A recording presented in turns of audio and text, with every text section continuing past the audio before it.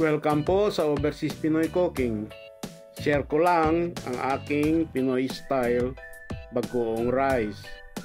Sinangag with daing na bangus. Dahil bagoong alamang rice ito, meron siyang maasim na mangga. Meron ding pepino.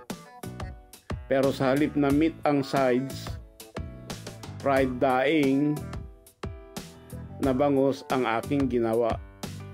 Pinoy fried rice breakfast talaga siya. Panoorin po ang video hanggang dulo for details.